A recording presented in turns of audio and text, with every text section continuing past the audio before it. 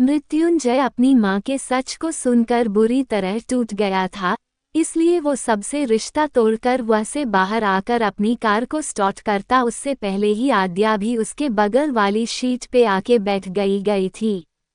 मृत्युंजय गुस्से में गाड़ी ड्राइव करता हुआ अपने प्राइवेट विला पे आ जाता है, जो काफी लग्जरियस होता है। देखने से ही पता चल रहा था। वो बिना आद्या को कुछ भी बोले अपने विला में पासवर्ड डालकर अंदर जाता है, जिससे वो अंदर चला जाता है। आद्या भी उसके पीछे पीछे आती है। जय अपने रूम में आकर घुटनों के बल बैठकर बुरी तरह से चिल्ला कर रो रहा था। उसके अंदर सालों से भरी हुई नफरत आज दर्द बनकर बाहर निकल रही थी। आद्या गेट के पास खड़ी काफी देर तक उसको देखती रही। जब उसको लगा कि जय को अब उसकी जरूरत है, तब वो आगे जाकर जय के बगल में बैठी और जय का चेहरा अपने हाथों में थाम कर बहुत प्यार से बारी बारी से उसकी दोनों आंखों को चूमती है। फिर मुस्कुरा कर उसे अपने गले लगाती है। जय एकटक उसे देखे जा रहा गया था। उसकी आंखों के आंसू तो काफी टाइम पहले ही सूख गए थे, इसलिए वो आद्या को देखने लगा और कुछ कहने को हुआ कि आद्या मृत्युंजय को कुछ कहने के लिए अपने होठ खोलने लगी। उसके लव अभी शब्द ही ढूंढ रहे थे। वो कांपते हाथों से मृत्युंजय के चेहरे की ओर अपने हाथों को बढ़ा रही थी कि मृत्युंजय ने गुस्से में बीच में ही उसके हाथों को रोककर आंसू से भरी आंखों से देखकर बोला, तरस खा रही हो ना मुझ पे? तुम भी यहाँ मुझ पे रहम करने आई हो? तो सुनो, नहीं चाहिए मुझे तुम्हारी रहम की भीख। नहीं बताना अपना दुख किसी को भी, सब के सब मतलबी हैं। तुम क्यों आई मेरे पीछे? जाओ तुम भी यहाँ से, नहीं करनी मुझे किसी से कोई बात। गुस्से में मृत्युंजय ने आद्या को धक्का देना चाहा, किंतु आद्या ने हिम्मत दिखाकर मृत्युंजय के चेहरे को अपने दोनों हाथों से थाम लिया। मृत्युंजय कुछ सोचता या बोलता उससे पहले ही आद्या ने अपने नर्म होंठों को मृत्युंजय के होंठों पे रख दिया। आद्या पूरे हक से और अपने पान से मृत्युंजय को किस कर रही थी। आद्या के लव मृत्युंजय के दर्द की दवा बने। धीरे धीरे मृत्युंजय आद्या में खोने लगा। वो आद्या के सुकून भरे एहसास में खोने लगा। उसका दिमाग उसका साथ नहीं था। वो आद्या के किस से बहकने लगा। आद्या की करीबी उसे सब कुछ भूलने को मजबूर करने लगी। आद्या का किस काफी देर तक चला। दोनों ही किस करते करते अचानक से दूर हुए। आद्या गहरी लंबी सांसें ले रही थी। मृत्युंजय एकटक आद्या को देख रहा था। आद्या ने प्यार से मृत्युंजय को देखा और उसका है पकड़कर उसे अपने साथ दूसरे रूम में ले आई। रूम में आते ही आद्या मृत्युंजय को बेड पे बैठने का इशारा करती है। मृत्युंजय बिना कुछ बोले उसकी ओर देखकर बेड पे बैठ गया। आद्या ने मृत्युंजय के बालों में अपना हाथ फेरा और बहुत प्यार से उसके चेहरे को अपनी हथेलियों में भरकर पलक झपकने से पहले ही उसने अपने होठों को मृत्युंजय के होंठों पे रख दिए। फायर चुंबन का चिन्ह। मृत्युंजय जो खुद के दुख में सब कुछ भूल बैठा था, उसे इस समय कुछ समझ नहीं आ रहा था। उसके साथ आद्या जो कर रही थी, उसने किसी भी बात का विरोध न किया और नदी के पानी की तरह शांति से आद्या के साथ बहने लगा। आद्या बहुत देर तक मृत्युंजय के लबों को चूमती रही। काफी देर तक भी मृत्युंजय ने जब आद्या को कुछ भी करने से रोका नहीं, तो आद्या थोड़ा झिझकते हुए मृत्युंजय के माथे पे किस करके बारी बारी से उसकी आंखों में किस करने लगी। मृत्युंजय ने अपने दोनों हाथों को आद्या की कमर पे रख दिया। आद्या का इस तरह उसे प्यार देना, उस पर हक जताना सब मृत्युंजय को कुछ सुकून दे रहा था। मृत्युंजय धीरे धीरे आद्या की कमर को रब करने लगा। आद्या उस स्पर्श से और ज्यादा बहक रही थी। उसकी सांसें तेज होने लगी थीं। धड़कन सामान्य से थोड़ा तेज दौड़ रही थी। उसे बस इस पल में मृत्युंजय में समा जाना था। आद्या मृत्युंजय की गोद में बैठी हुई थी। वो मृत्युंजय के बालों को सहला रही थी और मृत्युंजय उसकी कमर को लगातार दबाए जा रहा था। दोनों ही अपने एहसास को जी रहे थे। मृत्युंजय का चेहरा आद्या को गर्दन में समाया हुआ था। उसके होठ आद्या की गर्दन को छू रहे थे। दानों के लबों की बेकरारी बढ़ती ही जा रही थी। दोनों एक दूजे के पास आना चाह रहे थे।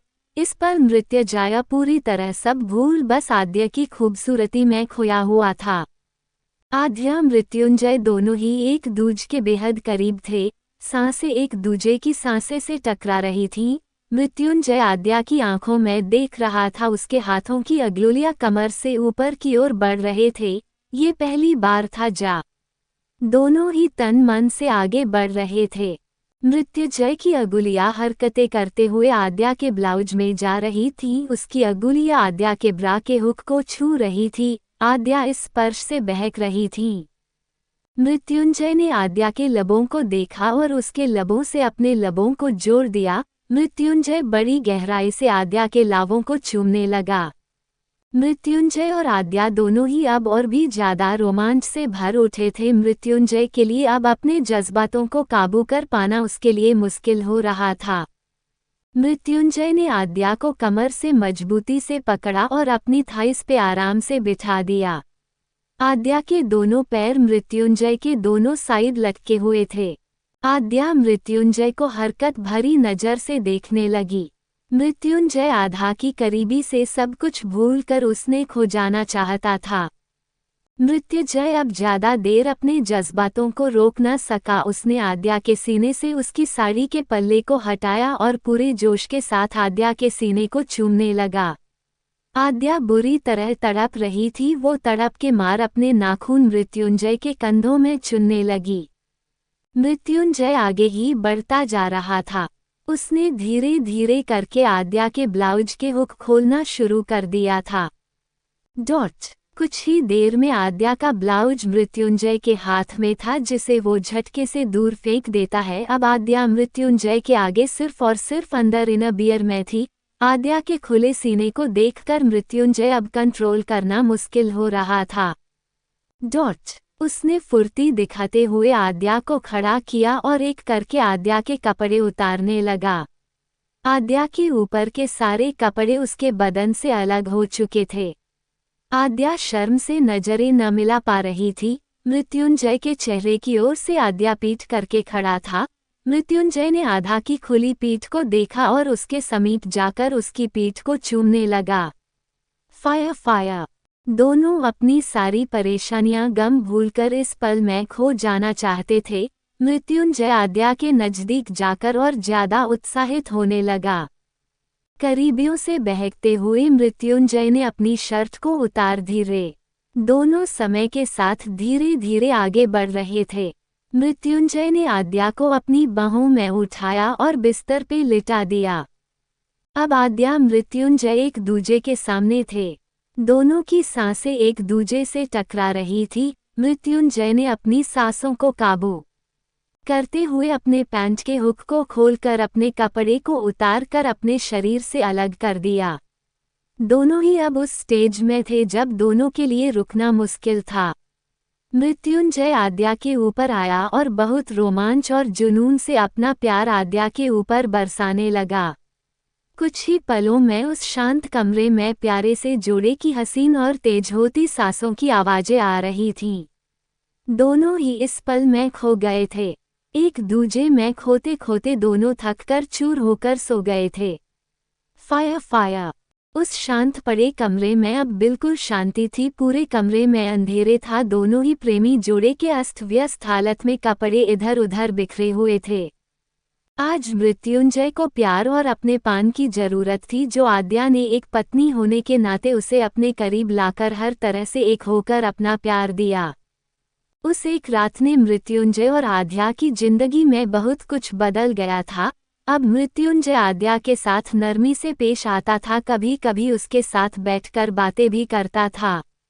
उस दिन के बाद कुछ बदला था तो मृत्युंजय का दादाजी और अपनों के प्रीति बिहेव पहले थोड़ा बहुत नॉर्मल था, पर अपनी मां का सच जानने के बाद वो उस घर में नहीं जाता था। दादी और दादू के लाख समझने के बाद भी मृत्युंजय ने उस घर में रहने से मना कर दिया था। अब मृत्युंजय आद्या के साथ अपने दूसरे बंगले में रहता था, जहां वो आद्या के साथ नॉर्मल हो रहा था।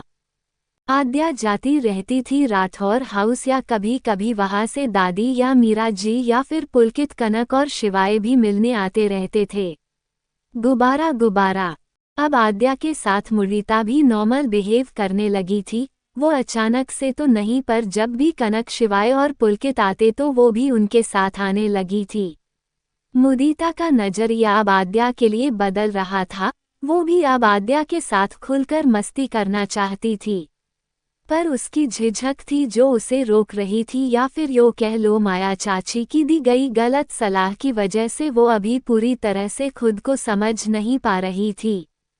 मृत्युंजय को पता था कि सब लोग आते हैं, बस वो खुद उन लोगों से दूरी बनाकर रहता था। कभी कभी मुदीता से जरूर बात कर लेता, नहीं तो उसने सबसे दूरी कर ली थी। अभी उसके अंदर सालों से जो दबा हुआ था उसकी वजह से वो काफी कठोर था, तो अचानक से उसको खुद को बदलना मुश्किल हो रहा था। फिर भी वो जब भी आद्या के साथ होता था तो वो उसके साथ प्यार से पेश आने की पूरी कोशिश करता।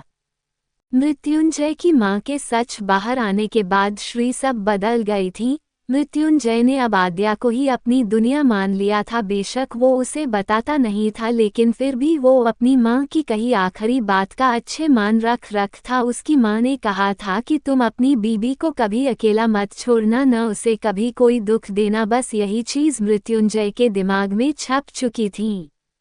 आद्या का सच कुछ भी हो, लेकिन वो अब अपनी मां की आखिरी इच्छा का पूरी तरह से सामना करना चाहता था, इसलिए उसने आद्या को अब नफरत देना बंद कर दिया था। उसके नॉर्मल बिहेव से आद्या भी थोड़ा खुश थी। आज मृत्युंजय अपने ऑफिस में बैठा था, तभी उसका फोन बजा। मृत्युंजय ने फोन अटेंड किया। बात करते करते उसके चेहरे के हाव भाव बदल रहे थे। वो बस हूँ या हाँ में जवाब दे रहा था। उसके चेहरे के भाव सख्त होते जा रहे थे। सारी बात सुनकर वो गहरी सांस लेके बोला, ठीक है, कल की तैयारी शुरू कर दो, कल फिर वहीं पहुंचकर बात करते हैं। डेडपैन फेस। मृत्युंजय बात होने के बाद काफी गुस्से में लग रहा था। उसका चेहरा बता रहा था कि वो इस समय कितने गुस्से में है। पाउटिंग।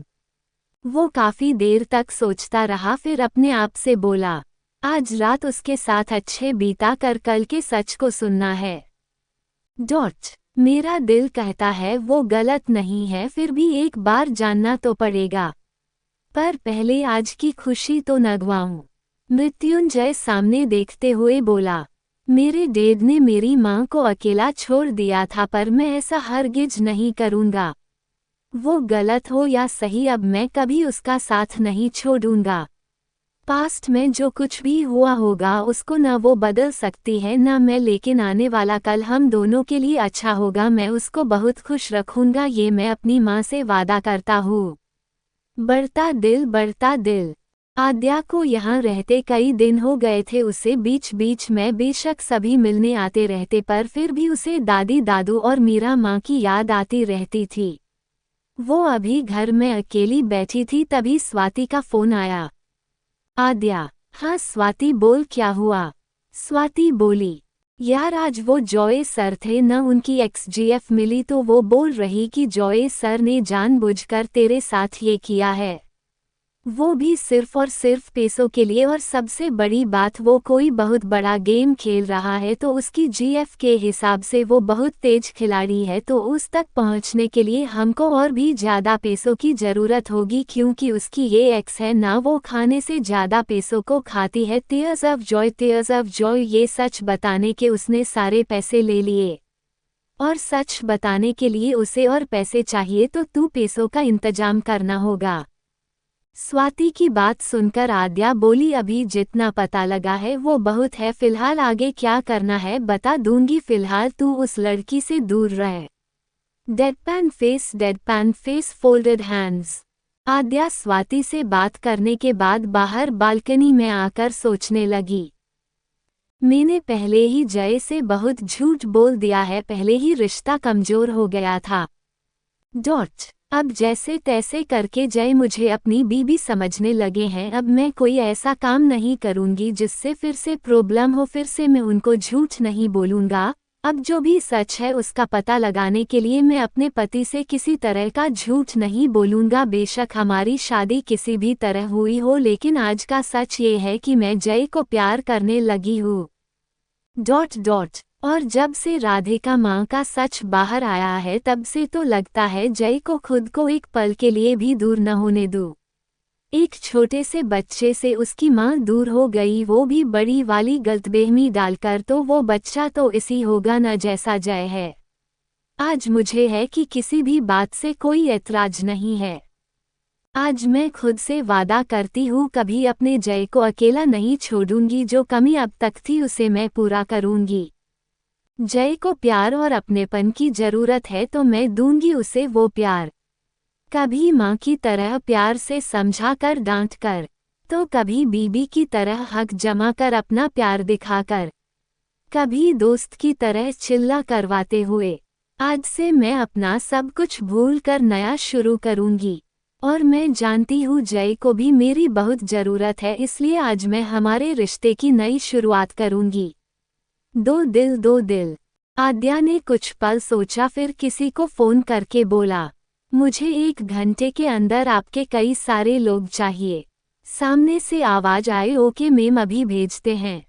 आद्या फ़ोन कट करके बोली, जानती हूँ एक सच ने बहुत कुछ बदल दिया है जय के लिए, तो अचानक से उसे नॉर्मल करना आसान नहीं होगा। पर एक दिन जरूर ऐसा आएगा जब वो दादी दादू और मीरा माँ को और डैड को माफ़ करेगा और अपने पिता से पहले की तरह ही प्यार करेगा जैसा वो पहले करता था। उसे फिर से बचपन वाला जय बनाऊंगी मैं, और उसके लिए सबसे पहले अपनी सारी सच्चाई पर करूंगी उसके बाद, और सबसे ऊपर जय को अपने प्यार का एहसास कराऊंगी, जिसकी शुरुआत अब मैं खुद आगे से करूंगी, उसकी नफरत की परवाह किए बिना। दिल दिल। आद्या रूम के अंदर आई और पूरे रूम को अच्छे से देखने लगी। रूम के देखते देखते खुद से बोली, आज की रात जय बहुत कुछ बदलने वाला है। आज अपने दिल की बात लावो तक लेके आएगी तो कल तुम्हारे दिल तक भी पहुंचेगी। दो दिल दो दिल। आद्या आज कुछ अलग ही सोच रही थी, वो सब चीजों को अच्छे से देख रही थी। तभी किसी ने गेट नॉक किया। आद्या ने गेट खोला और सामने खड़े शख्स को देखकर मुस्कुराकर बोली, आइए। कुछ लोग एक एक करके घर के अंदर आए और आद्या से बात करने लगे। आद्या बात करने के बाद किचन में चली गई और कुछ सोचते हुए मुस्कुराकर मुदीता को फ़ोन लगाया। मुदीता झूठी अकड़ दिखाकर बोली, क्यों फ़ोन किया है मुझे? स्मक। आद्या मन ही मन बोली, दोनों भाई बहन एक जैसे हैं, मन में प्यार उमड़े फिर भी शो नहीं करते। Tears of Joy. आद्या बोली, वो मुदीता दी, मुझे ये पूछना था कि। आद्या ने जो पूछा उसको सुनकर मुदीता मुंह बनाकर बोली, उनको इन सब से खास फर्क नहीं पड़ता, फिर भी अपना टाइम वेस्ट करने का मन है तो एक लिस्ट व्हाट्सएप पे सेंड कर दी है, देख लेना आप, शायद काम आ सके। और इतना कह के बिना हाँ या ना सुने फ़ोन कट कर दिया। आद्या फ़ोन में वो लिस्ट पढ़ने लगी और अजीब अजीब से मुंह बनाकर बोली, कितनी अजीब है ये सब। स्मक स्मक। आद्या काफ़ी देर किचन में रही, फिर वो भी अपने काम से फ्री होकर बाहर आई। तभी कई सारे लोग एक साथ आद्या के पास आकर बोले, जो आपने बताया वो सब हो गया, अब हम चलते हैं। और इतना बोलकर वो लोग वहाँ से चले गए। आद्या सबके जाने के बाद रूम में आई और खुद से बोली, अब मैं जय को वो सरप्राइज दूंगी जिसकी कभी जय ने सोची भी नहीं होगी। स्माइल। कल पार्ट नहीं आया था, उसकी भरपाई आज 3 पार्ट से होगी, तो आगे के पार्ट को पढ़ने के लिए चैनल को सब्सक्राइब जरूर करें। अंडरस्कोर।